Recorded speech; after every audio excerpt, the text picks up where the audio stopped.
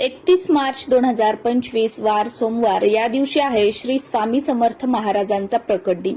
महाराज काही आपल्याला म्हणत नाही की माझ्यासाठी हे पदार्थ बनवा, मला हा नैवेद्य दाखवा, माझ्यासाठी तेच करा तरच मी स्वीकार करील, असं काहीही नाही। यापैकी तुम्हाला काहीही करणं शक्य झालं नाही ना, तर अगदी एखाद्या फळाचा, दूध साखरेचा, पेढ्याचा नैवेद्य दाखवला तरी सुद्धा चालतो। पण शेवटी काय आहे ना, आपला भाव आहे। त्यामुळे या दिवशी स्वामींच्या आवडीच्या पदार्थांपैकी कोणत्याही एका पदार्थाचा नैवेद्य दाखवला तरी सुद्धा चालतो। स्वामींच्या आवडीच्या पदार्थांपैकी सगळ्यात पहिला पदार्थ आहे तो म्हणजे बेसनाचे लाडू। स्वामींना बेसनाचे लाडू अतिशय प्रिय आहेत। त्यानंतर पुरणाची पोळी सुद्धा स्वामींना अतिशय प्रिय आहे।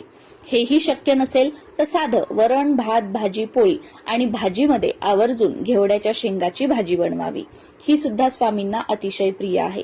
हेही शक्य नसेल तर खीर बनवू शकता, खीर सुद्धा स्वामींना अतिशय प्रिय आहे।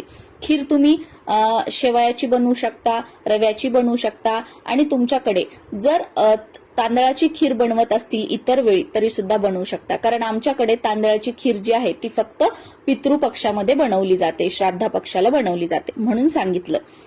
त्यानंतर हेही तुम्हाला शक्य नसेल तर महाराजांना कांदा भजी जी आहेत ती अतिशय प्रिय आहेत। वरण भात भाजी पोळी आणि त्याच्यासोबत कांदा भजी तुम्ही बनवू शकता।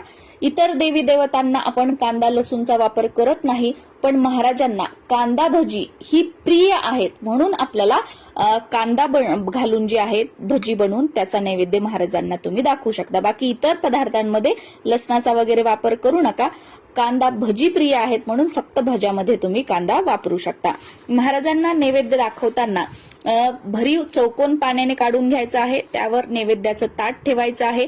नैवेद्य दाखवताना दिवा लावलेला असावा, हातामध्ये पाणी आणि तुळशीपत्र घेऊन नैवेद्यावर सुद्धा तुळशीपत्र ठेवायचं आहे। 3 वेळा पाणी फिरवत फिरवत गायत्री मंत्र म्हणायचा आहे आणि त्यानंतर नैवेद्य दाखवताना ओम प्राणाय स्वाहा, ओम अपानाय स्वाहा, ओम व्यानाय स्वाहा, ओम उदानाय स्वाहा, ओम समानाय स्वाहा, ओम ब्रह्मणे अमृत तत्वाय स्वाहा म्हणून नैवेद्य आपल्याला दाखवायचा आहे। त्यानंतर नैवेद्य झाकून 21-25 मिनिटं महाराजांच्या समोर ठेवायचा आणि एक अर्धा तासानंतर तो जो नैवेद्य आहे तो प्रसाद म्हणून आपण सर्वांनी घरातील ग्रहण करायचा आहे। नमस्कार, तुम्हा सर्वांना श्री स्वामी समर्थ प्रकट दिनाच्या खूप साऱ्या शुभेच्छा। श्री स्वामी समर्थ, जय जय स्वामी समर्थ।